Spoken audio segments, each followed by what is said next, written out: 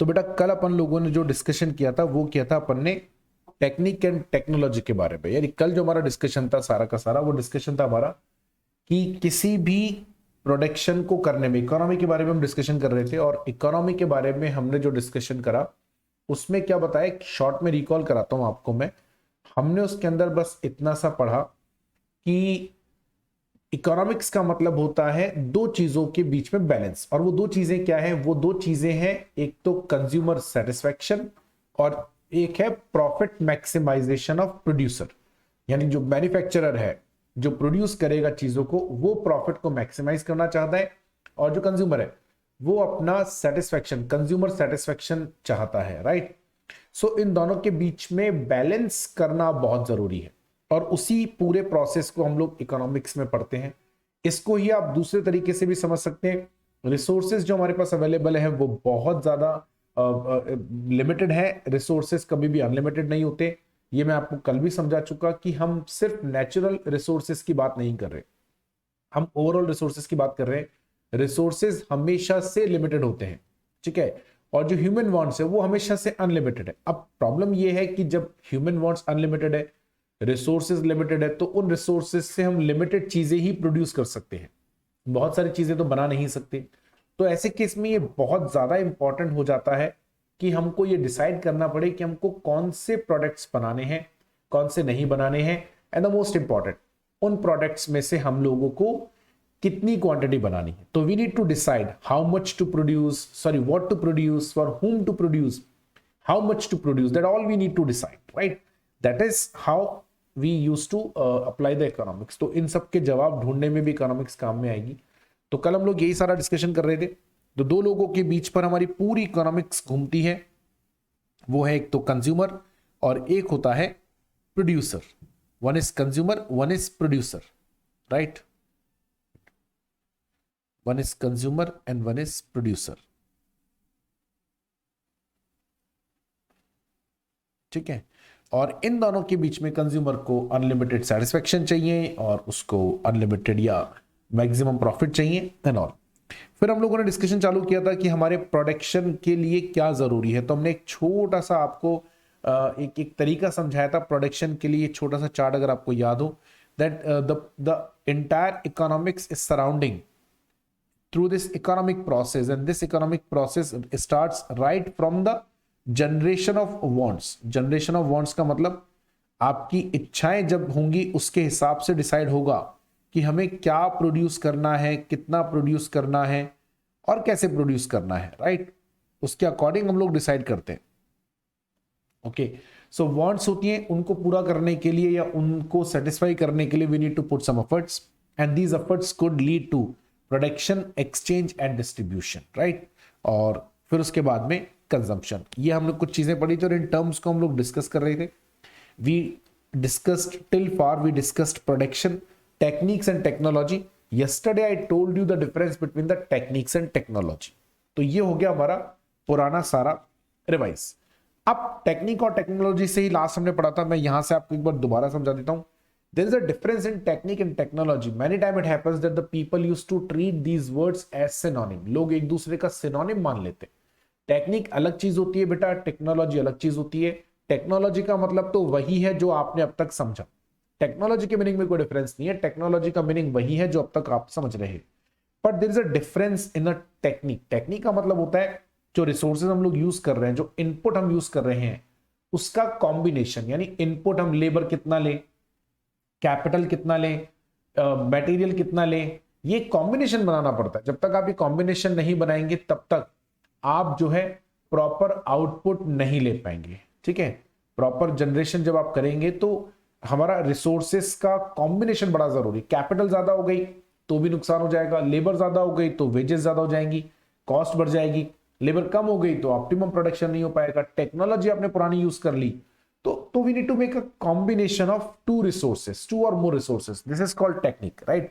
देखो, technique is defined as technique is defined as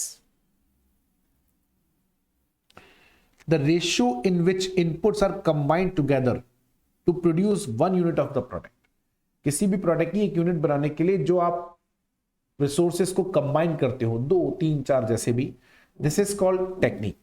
for example, if capital K and the labour is L are used in the production process, and if 1 unit of K is combined with the 2 unit of L, it produces 1 unit of the product. यानी आपको किसी भी product की 1 unit generate करने के लिए 2 unit labour की चाहिए होगी और 1 यूनिट कैपिटल की चाहिए होगी, तब जाकर आप प्रोडक्शन कर पाओगे. अब ये यूनिट का मतलब क्या है? आपने कहा 1 यूनिट ऑफ कैपिटल. देखो बेटा, ये क्या डिनोमिनेशन होता है. आपको डिनोमिनेट करने के लिए कुछ ना कुछ चाहिए होता है कैपिटल को. फॉर एग्जांपल मैं आपको यहां समझाता हूं अलग से. ये हर एंटिटी में अलग अलग होगा, कोई स्टैंडर्ड क्राइटेरिया नहीं बना हुआ है हमारे पास में, ये अलग से, ये मैं आपको यहां समझा रहा हूं अलग से, सुनिएगा जरा ध्यान से. ये आपको बनाना पड़ता है. जैसे फॉर एग्जाम्पल मैंने मेरी कंपनी के लिए क्या बना रखा है, 5,000 रुपए की capital is equals to 1 unit. ये मेरा क्राइटेरिया है, ठीक है ना. लेबर के लिए मैंने क्या बना रखा है, 1 लेबर इंटू 8 आवर्स वर्किंग, ठीक है ना, 8 आवर्स वर्किंग. ये मेरे लिए क्या है, 1 यूनिट. यानी लेबर की 1 यूनिट का मतलब मेरे लिए क्या है, जब कोई लेबर 8 घंटे काम करे, एक लेबर 8 घंटे काम करे तो मैं उसको 1 यूनिट मानता हूं. मैंने 5,000 रुपए लगाए तो मेरे लिए कैपिटल, 1 यूनिट कैपिटल हो गई 5,000 के इक्विवेलेंट, ठीक है ना. जब मैं 2 यूनिट ऑफ रॉ मटेरियल लगाता हूं, 2 यूनिट ऑफ रॉ मटेरियल, तो इजिकल्स टू मेरे लिए ये 1 यूनिट के बराबर है. यानी मैं 2 क्वांटिटी लगाऊंगा रॉ मटेरियल की, तब जाकर 1 यूनिट बनेगी. अब मुझे जो प्रोडक्ट बनाना है, जो भी प्रोडक्ट मुझे बनाना है, जैसे मान लीजिए मैं लैपटॉप बनाता हूं, तो मुझे एक लैपटॉप बनाने के लिए मुझे 15,000 की कैपिटल लगती है. तो इसका मतलब 3 यूनिट ऑफ कैपिटल हो गई, ठीक है. 24 घंटे लगते हैं. 24 घंटे का मतलब एक लेबर अगर 24 घंटे काम करेगी तब बनेगा. हमारे लिए एक लेबर 8 घंटे काम करती तो 1 यूनिट हो गई. तो मैं एक बार इसको चेंज कर लेता हूं, 40 घंटे लगते हैं एक लैपटॉप को बनाने में, 40 घंटे. यानी लेबर मेरी कितनी लगेगी, 40 घंटे. तो इसका मतलब मेरी कितनी हो गई, 5 यूनिट. 5 यूनिट कैसे हो गई, 1 यूनिट का मतलब जब एक लेबर 8 घंटे काम करती तो 1 यूनिट, 40 घंटे मतलब 5 यूनिट. और इसे बनाने में मुझे कुल 6 रॉ मटेरियल की यूनिट लगेंगी, 6 क्वांटिटी. तो इसका मतलब 3 यूनिट हो गई, क्योंकि 2 यूनिट ऑफ रॉ मटेरियल को क्या मानता हूं मैं, 1 यूनिट. तो अब ये मेरा कॉम्बिनेशन बना, कैपिटल, लेबर और रॉ मटेरियल. तो मेरा कॉम्बिनेशन क्या बना, 3:5:3. तब जाकर मेरे लैपटॉप की 1 यूनिट बन पाएगी. तो 1 unit of laptop needs this ratio. इसको बोलते हैं टेक्निक. और ये जो आपने यूनिट डिसाइड करी ना बेटा, ये अलग अलग होती है, आप अपने ऑर्गेनाइजेशन के हिसाब से डिसाइड करोगे, ठीक है ना. हर ऑर्गेनाइजेशन में सेम नहीं होती. खैर, so this is called technique. हर ऑर्गेनाइजेशन को अपना प्रोडक्शन करने के लिए क्या चाहिए होता है बेटा, हर ऑर्गेनाइजेशन को प्रोडक्शन करने के लिए टेक्निक की जरूरत होती है. चलिए, उसके बाद में एक्सचेंज. कल हमने आपको डिस्कस किया था कि जैसे ही आपने गुड्स को प्रोड्यूस करा, अब अगर आपने गुड्स को प्रोड्यूस करने के बाद में, अगर आपने गुड्स को प्रोड्यूस करने के बाद में बेचा ही नहीं, तो फिर करोगे क्या. तो जो गुड्स आपने प्रोड्यूस करी है, that need to be sold out in the market. Unless you will sell the goods, they will not generate any utility. So these goods need to be sold out in the market, and when we sell the goods, then only the output then only the money is generated. So exchange matlab when two individual brings their products for trading purpose in the market, such is called exchange. अब पुराने जमाने में तो bartering हुआ करता था, bartering में आप गुड्स को एक्सचेंज करते थे. आजकल गुड्स को एक्सचेंज करने के बजाय हम लोग पैसे से एक्सचेंज कर लेते हैं. आप अपना सामान बेचें, सामने वाले से पैसे ले लें, सामने वाला आपका सामान खरीदेगा तो वो आपको पैसे दे देगा, simple. So in olden days the goods were exchange for the goods under the barter system, but this system is inconvenient. Suppose X has got cow and Y has got rice for exchange. X wants rice but Y does not want. कल मैं आपको bartering system के वो बताता था defects क्या क्या थे, कि कई बार ऐसा होता है कि मेरे पास, जैसे इन्होंने एग्जांपल दिया, मेरे पास गेहूं, मेरे पास चावल है और आपके पास गाय है. अब मुझे, आपको चावल चाहिए लेकिन मुझे गाय नहीं चाहिए. अब क्या करें, कैसे एक्सचेंज हो बताओ. आपके पास है ही गाय और मेरे पास चावल है, मैं चावल बेचने को तैयार हूं, आप खरीदने को भी तैयार है, लेकिन देने के लिए आपके बदले में बस गाय है और गाय मुझे चाहिए नहीं। अब कैसे होगा बताओ? तो ये हो गई ना समस्या, ये एक प्रॉब्लम आती है। So trade will not take place again if one cow is exchange for 4 kg of rice and Y has got only 2 kg of rice, exchange can not be take place. यानी एक गाय के बदले में 4 kilo चावल मिलता है, हम मुझे 2 ही किलो चाहिए, तो क्या करें? गाय आधी काट के तो दूंगा नहीं ना, तो फिर क्या करें? सो 2 kg of rice cannot be exchanged for half a cow. With the introduction of money, these difficulties have been smoothed out. क्योंकि नेचुरली मनी आने से समस्या खत्म हो गई, वैल्यू निकालना आसान हो गया, जितना जरूरत हो वो खरीदे। तो बार्टर सिस्टम, हम जब एक्सचेंज वर्ड पढ़ रहे हैं तब हमारे लिए तो एक्सचेंज में दोनों ही हैं। आप चाहे गुड्स को आपस में एक्सचेंज करें या आप गुड्स को पैसे के लिए बेचें, हमारे लिए तो एक्सचेंज का मतलब है कि आपने जो गुड्स बनाई हैं they must be sold out in the market. Now whether they have been sold out for exchange of money or they have been sold out for exchange of other goods, उससे फर्क नहीं पड़ता, आना चाहिए। अब आता है डिस्ट्रीब्यूशन। डिस्ट्रीब्यूशन मतलब जो आपने इनकम कमाया गुड्स को बेच के या गुड्स का एक्सचेंज करके, जो आपने इनकम कमाया गुड्स का एक्सचेंज करके, उस पैसे को हमें अपने प्रोडक्शन रिसोर्सेज में डिस्ट्रीब्यूट करना पड़ता है। लेबरर को लेबर मिलेगा, कैपिटल जिसका था उसको ब्याज मिलेगा, रॉ मटेरियल वाले को उसका रॉ मटेरियल का पैसा मिलेगा, प्रॉफिट हमें मिलेगा, ये हमारी मेहनत का पैसा है, तो उसे बोला जाता है distribution. See, distribution means sharing of income among the factors of production.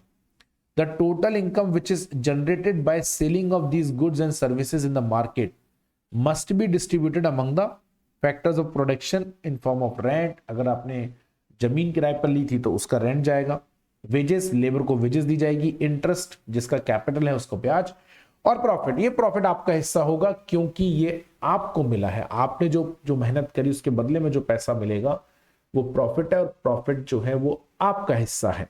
हरी बात समझ में? अब ये जो डिस्ट्रीब्यूशन आपने करा ना बेटा, ये डिस्ट्रीब्यूशन दो तरह का होता है, एक होता है माइक्रो डिस्ट्रीब्यूशन और एक होता है मैक्रो डिस्ट्रीब्यूशन। क्या फर्क होता है माइक्रो एंड मैक्रो डिस्ट्रीब्यूशन के अंदर? देखो, माइक्रो डिस्ट्रीब्यूशन होता है बेटा एट स्मॉल लेवल। वैसे तो मैं आपको आगे जाके माइक्रो एंड मैक्रो में बहुत डिफरेंस बताने वाला हूं, लेकिन तब तक के लिए हम शॉर्ट में समझ लेते हैं। Micro at small level, small level से हमारा मतलब है that is at firm level. So this is at firms level, यानी मैं एक प्रोड्यूसर हूं, मैं एक मैन्युफैक्चरर हूं, मैं एक गुड्स बनाने वाला व्यक्ति हूं। अभी मेरे को जो पैसा मिला गुड्स को बेच के, ठीक है ना, मुझे जो पैसा मिला गुड्स को बेच के, उस पैसे को जब मैं मेरे जो मेरे फैक्टर्स ऑफ प्रोडक्शन है उनको बांटूंगा, it is called micro distribution. यानी this is limited up to a particular firm या पर्टिकुलर पर्सन। मैक्रो डिस्ट्रीब्यूशन क्या होता है? At country level. आपने बहुत सारे फैक्टर्स ऑफ प्रोडक्शन को पैसा दे दिया, लेबर को लेबर का पैसा मिल गया, वेजेस मिल गई, कैपिटल जिसकी थी उसको ब्याज मिल गया, एक्सेट्रा। ऐसा आपने डिस्ट्रीब्यूट कर दिया, बहुत अच्छा करा आपने, ऐसा डिस्ट्रीब्यूट कर दिया। लेकिन आप एक बात भूल गए, जब हम ध्यान से सुनिएगा इस कॉन्सेप्ट को जो मैं समझा रहा हूं, थोड़ा सा अभी एक का चैप्टर जो है ना, पहला जो चैप्टर है वो थोड़ा सा बोरिंग है, क्योंकि उसमें क्या ना थ्योरेटिकल पोर्शन है। यदि आपने इकोनॉमिक्स पहले पढ़ी हुई है तो आपको शायद बोरिंग लग सकता है, अदरवाइज जो पहली बार पढ़ रहे हैं उनके लिए बहुत इंपॉर्टेंट है बेटा ना। तो ये शुरू का जो हमारा चैप्टर है ये थ्योरेटिकल चैप्टर है। हाँ, चैप्टर नंबर 2 एंड ऑनवर्ड्स तो जो है हमारे पास बहुत सारे प्रैक्टिकल कॉन्सेप्ट्स आएंगे, वहां पे तो हम लोग बहुत सारे प्रैक्टिकल कॉन्सेप्ट्स के बारे में डिस्कशन करने वाले। So this will going to be very interesting, but till then ये थोड़ा सा जो है ना, तो इसलिए थोड़ा अच्छा सुनना इसलिए ध्यान से पड़ेगा क्योंकि ये आगे जो आप चैप्टर्स पढ़ेंगे उनका बेस रहेगा, right. So it going to be very important for the next chapters, right. तो थोड़ा सा आपको ध्यान से पढ़ना है अच्छे से बेटा।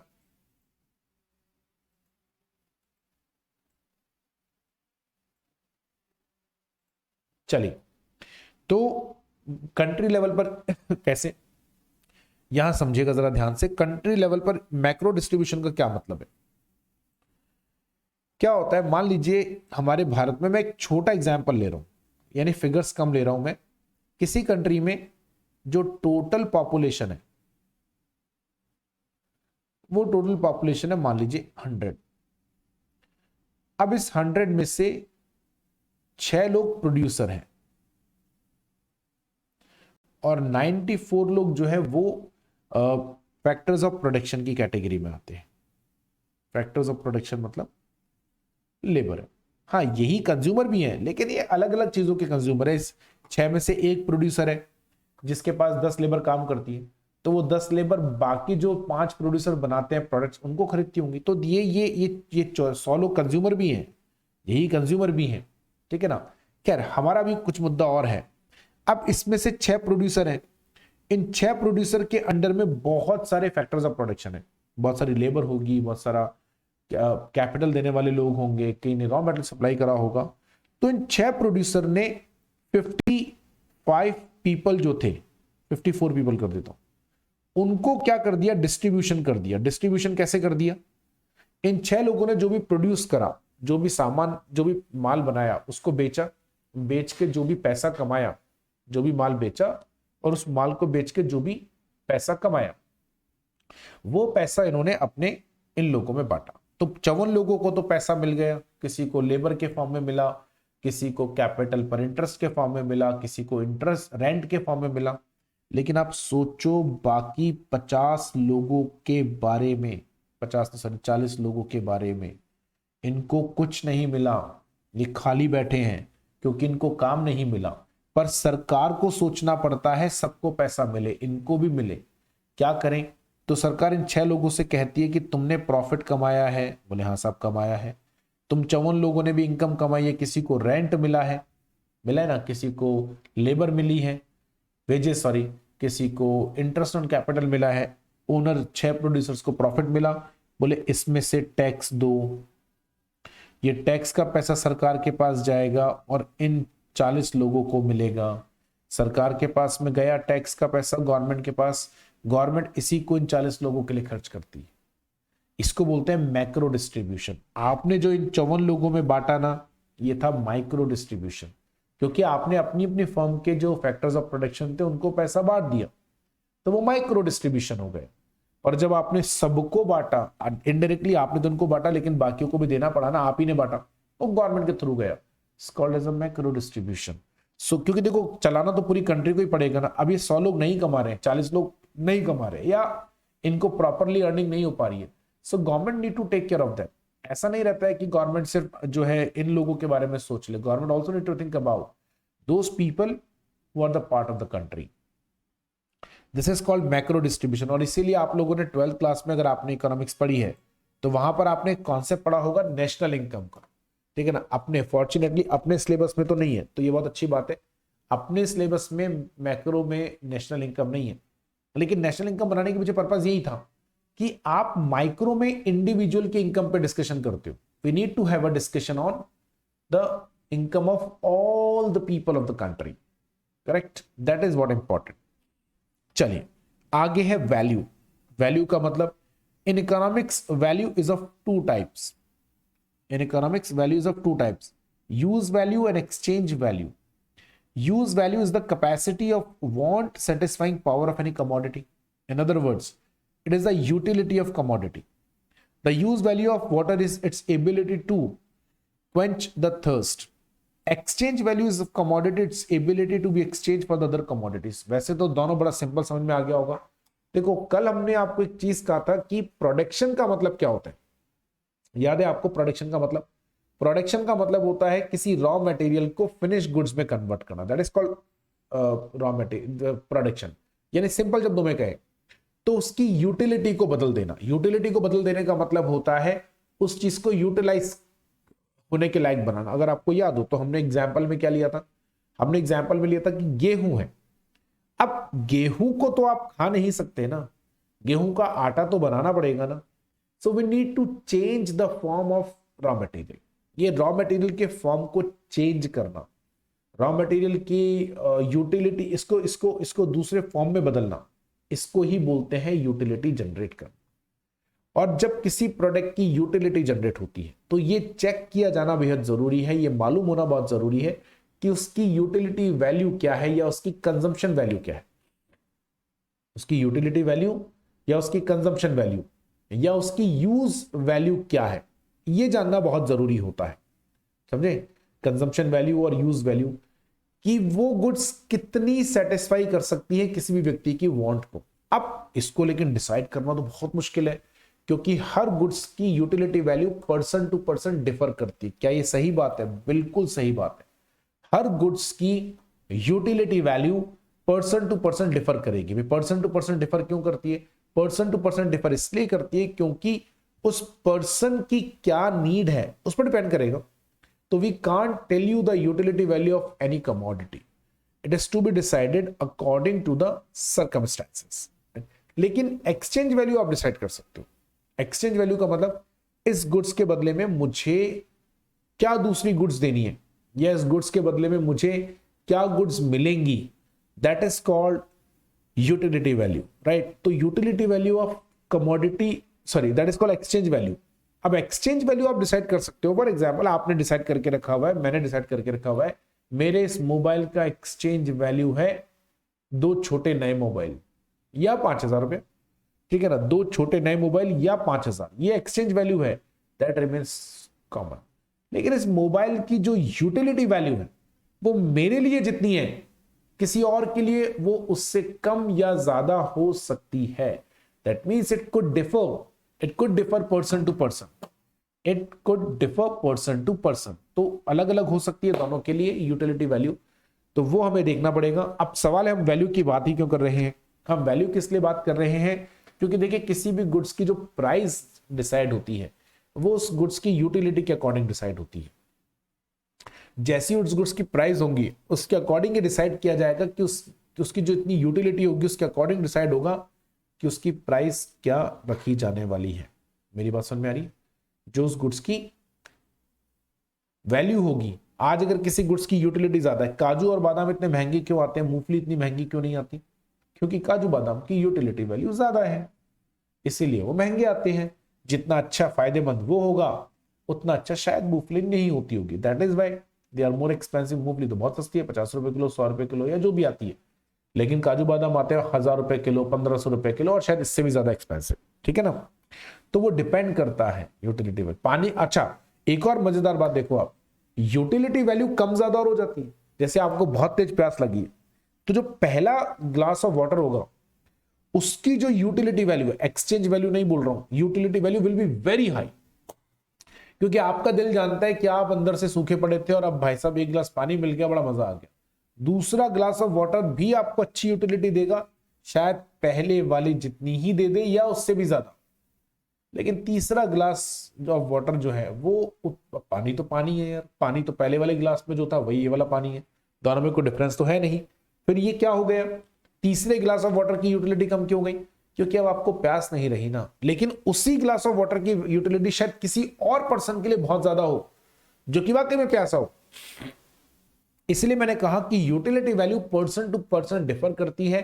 वो इस बात पर डिपेंड करती है कि आपकी उस समय कंज्यूमर नीड क्या है, इस बात पर डिपेंड करेगा। आ रही बात समझ में? आओ आगे है price. Price of the commodity is the amount of money which is exchanged for 1 unit of commodity. It is the exchange value of commodity in terms of money. The exchange value of commodity in terms of another commodity may or may not change even if the price of the commodity changes. For instance, if both prices are doubled, ये मैं आपको अलग से समझाऊंगा इसका मतलब क्या है। अभी हमने 2 मिनट पहले आपको 2 चीजें समझाई। एक हमने आपको समझाया कि गुड्स का एक होता है exchange value,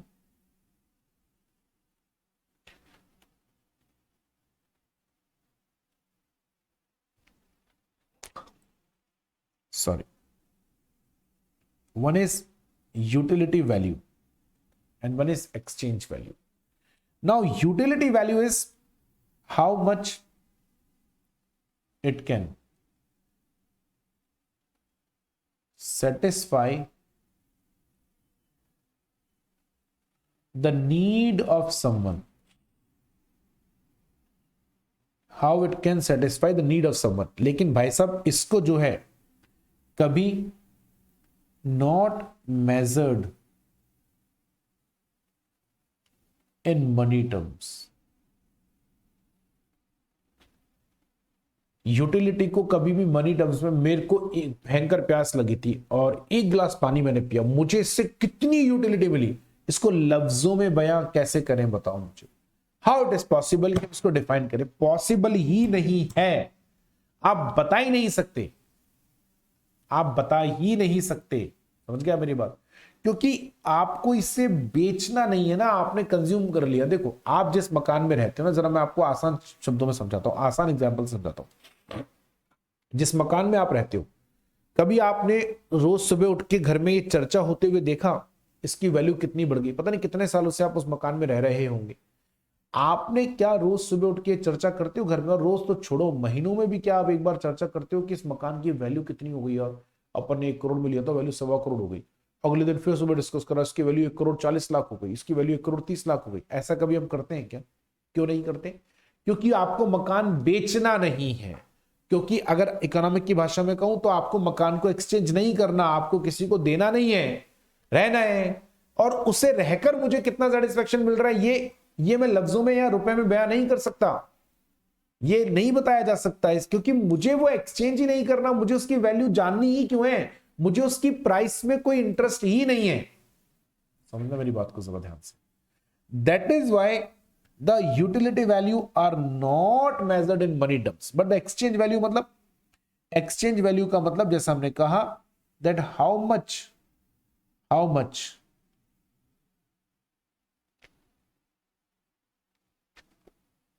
it can exchange with other goods. इसके बदले में मुझे दूसरी और कितनी गुड्स मिल सकती हैं, इसके बदले में मुझे और दूसरी कितनी गुड्स मिल सकती हैं, इसको बोलते हैं exchange value. And exchange value is very important, right? It can be measured in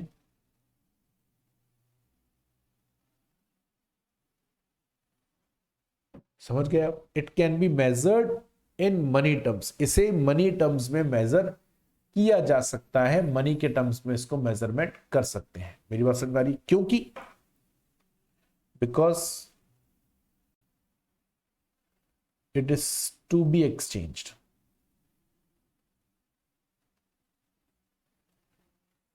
ठीक है बेटा, अब ये जो वैल्यू है एक्सचेंज वैल्यू, ये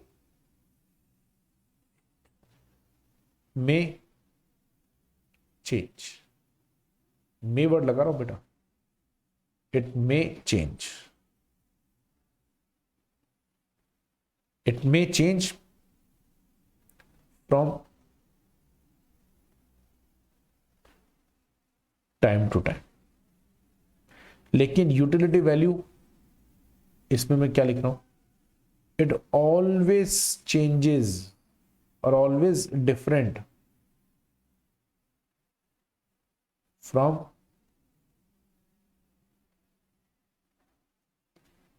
पर्सन टू पर्सन। अभी थोड़ी देर पहले हमने डिस्कस करा, किसी भी एक चीज की जो यूटिलिटी आपके लिए है, वो सेम यूटिलिटी किसी और के लिए हो ये जरूरी नहीं है, that may differ.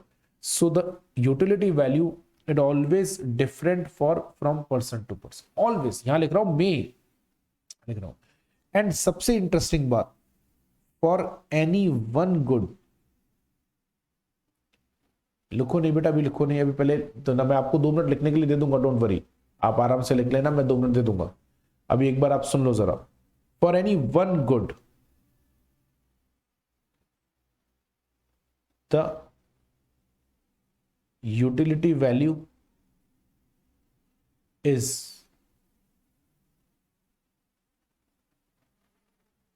Different from, में लिखेंगे में different from its exchange value. ठीक है, किसी भी गुड की, गुड बोल रहा हूं बेटा, गुड्स की नहीं, उसकी यूटिलिटी वैल्यू और उसकी एक्सचेंज वैल्यू, ये दोनों अलग अलग हो सकती है। एक बढ़ रहा है तो दूसरा बढ़े, या एक कम हो रहा है दूसरा कम हो, ऐसा कोई जरूरी नहीं है। There may be different values, right? कोई अलग अलग हो, और जनरली अलग अलग ही होती है, आप कंपेयर ही नहीं कर सकते। Utility value is not comparable to exchange value at all, कोई लेना देना ही नहीं है आपस में दूर दूर तक। ठीक है बेटा, स्क्रीनशॉट ले लो जिन बच्चों को स्क्रीनशॉट लेना है इसका, फटाफट से स्क्रीनशॉट लो बेटा।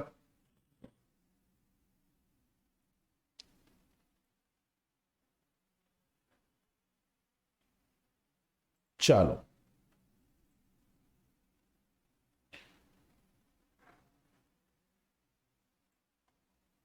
अब देखो, अभी जैसा हमने बोला था ना आपको, प्राइस वाला बताया था ना कि जो यूटिलिटी वैल्यू उसको प्राइस में डिफाइन नहीं किया जा सकता, मेजर नहीं किया जा सकता, लेकिन जो उसकी एक्सचेंज वैल्यू है उसको मनी टर्म्स में डिसाइड किया जा सकता है, और एक्सचेंज वैल्यू को हमने मनी टर्म्स में डिसाइड कर दिया। अब आते हैं माइक्रो एंड मैक्रो डिस्ट्रीब्यूशन के अंदर, जैसा हम लोगों ने अभी ऊपर पढ़ा भी उसी को हम जरा थोड़ा सा और अच्छे से पढ़ रहे। आओ, क्या होता है माइक्रो डिस्ट्रीब्यूशन, देखो micro distribution is nothing but the pricing of factors of production. It means it explains how the price per unit of the land is determined. In the same way, how the price per unit of the labor and capital is determined are discussed in this head. मतलब हमने यही तो पढ़ा था ऊपर, अभी क्या पढ़ा था हमने कि जो भी आपने एक्सचेंज करके गुड्स को आपने एक्सचेंज करा, एक्सचेंज करके जो भी आपको मनी मिला वो हमने ऐसे डिस्ट्रीब्यूट कर दिया, रेंट टू लैंड लॉर्ड, ठीक है, interest to capital, payment to raw material to owner, ठीक है।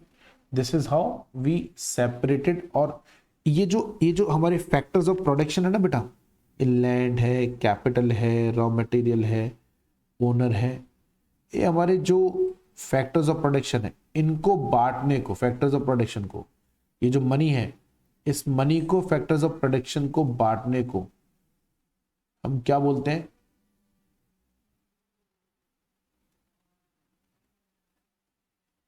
इसे बोला जाता है माइक्रो डिस्ट्रीब्यूशन, यानी ओवरऑल लेवल पर नहीं है। देखो दोबारा पढ़ते हैं, micro distribution is nothing but pricing of factors of production. It means it explains how the price per unit of the land is determined. In the same way, how the price per unit of labor and capital is determined are discussed in this head. Ricardian theory of rent, modern theory of rent, different wages theories, interest theories, profit theories are discussed. आपको पढ़ने नहीं है, ये सब micro distribution में आते हैं। Macro में क्या क्या आता है देखो, macro distribution means sharing of the total income among the total factors of production.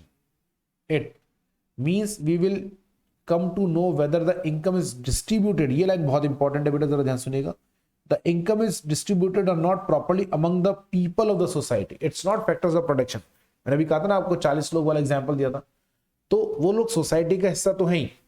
तो आपको, अच्छा एक और चीज मैं वहां पर इंटरेस्टिंग बताता हूं आपको,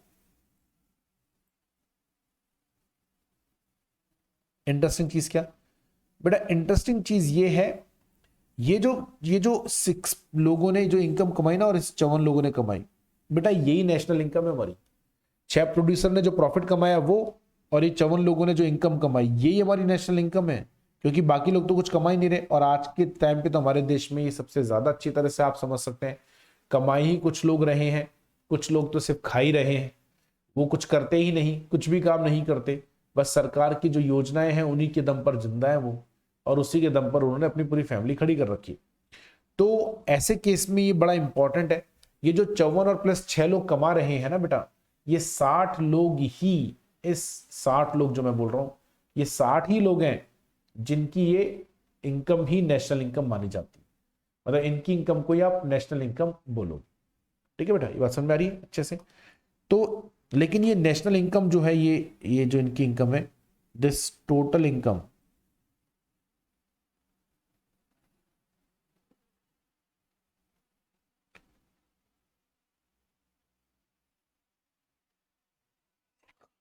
एज नेशनल इनकम, कंट्री में जितने भी लोग काम करते हैं, मुझे नींद नहीं आ रही है आज, थोड़ा सा यह ऑक्सीजन की कमी है उसकी वजह से हो रहा है, नींद नहीं आती मेरे को, डोंट वरी। ये जो ये कंट्री में जितने भी लोग कमा रहे हैं, इनकी जो इनकम है, इसी को इकट्ठा करके हम क्या बोलते हैं, national income. This is called as a national income, right.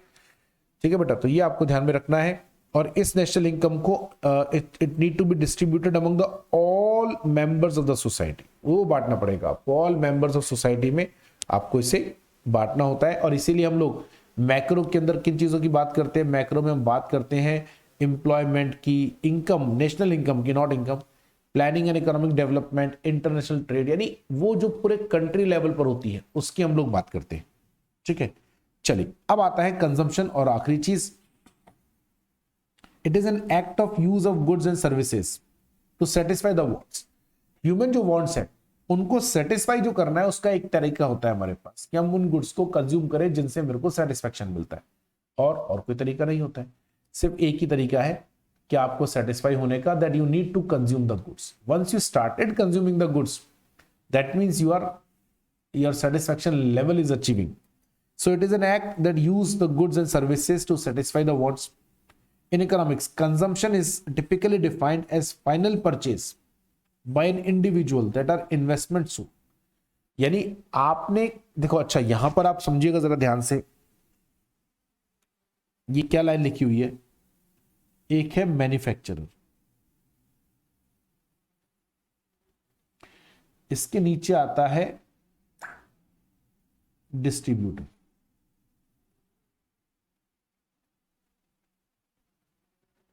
इसके नीचे आता है रिटेलर, और इसके नीचे आता है कंज्यूमर। Manufacturer, distributor, retailer.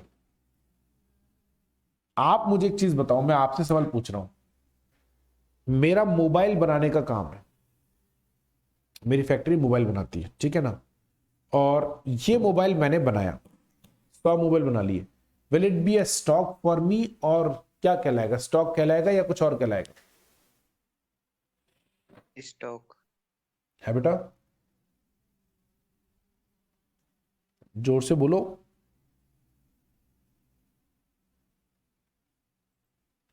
किसी बच्चे ने, कहलाएगा सर। और डिस्ट्रीब्यूटर के लिए क्या कहलाएगा?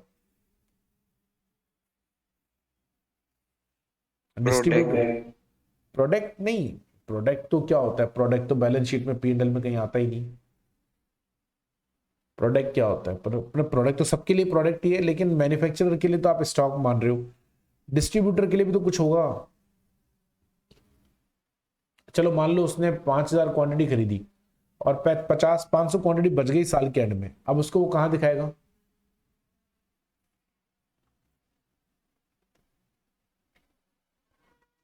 अरे बोलो, यानी अल्टीमेटली स्टॉक ही कहलाया ना।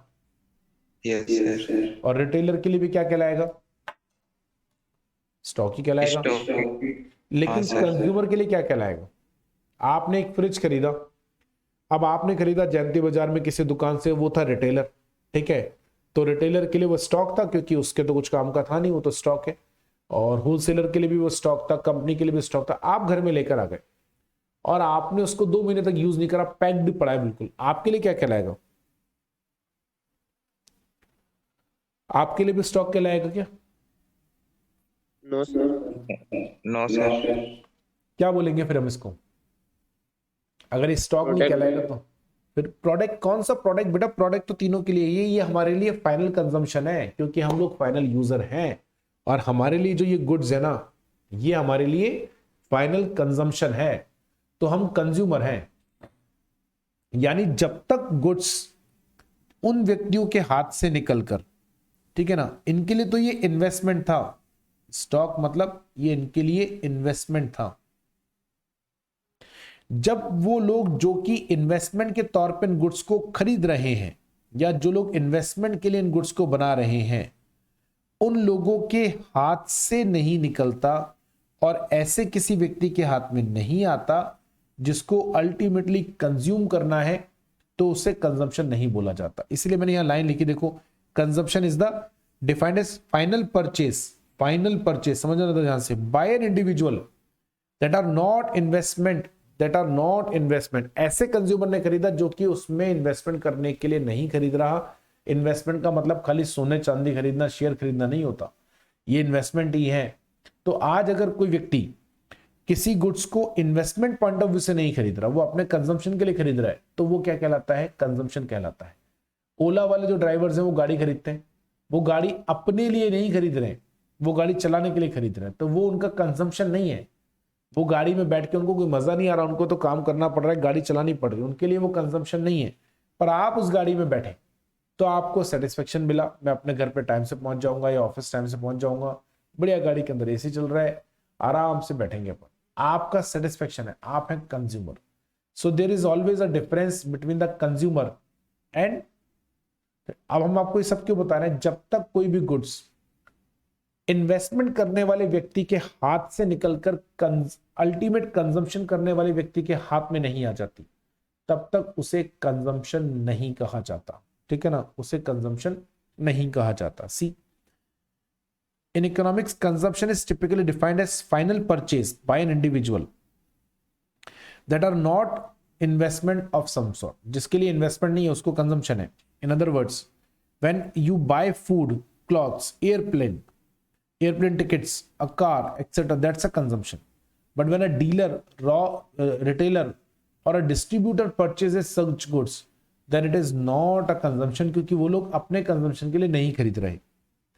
Though consumption of the consumer destroys the utility of the commodity, this utility was created by producer through the production. Naturally, जो goods आप बेच रहे हो वो goods जैसे जैसे consume होती जाएंगी, उनकी जो यूटिलिटी है वो कम होती जाएगी या खत्म होती जाएगी। होगी ना यार, किसी चीज को कंज्यूम करोगे तो यूटिलिटी तो खत्म होगी ना। अब ये जो यूटिलिटी है that decreases according to the consumption of commodity.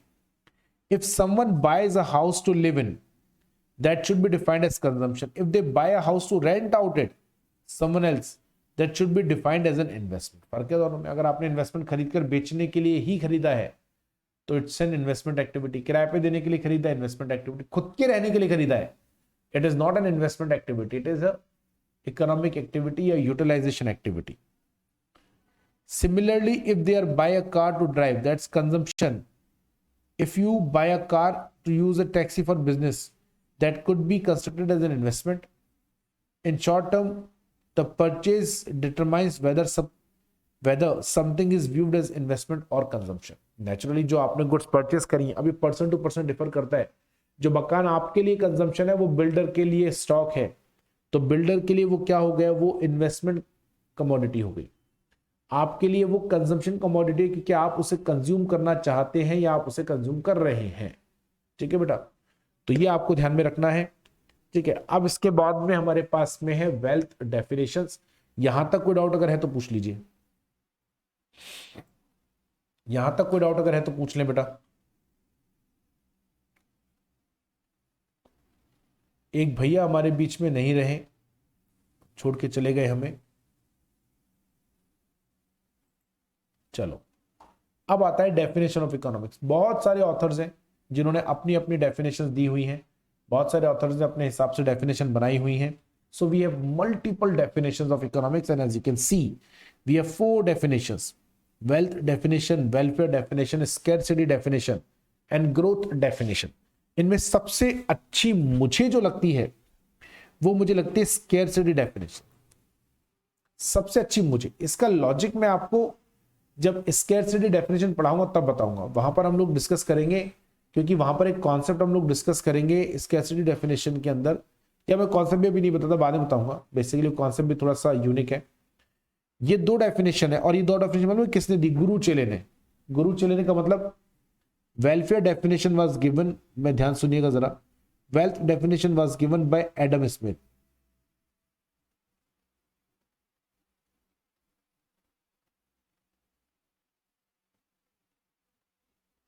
और इस एडम स्मिथ, ढंग से लिखो,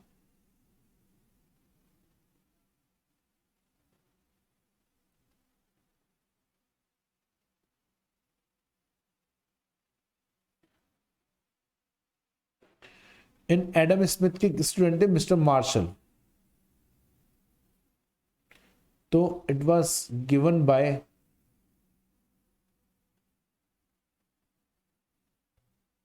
अल्फ्रेड मार्शल।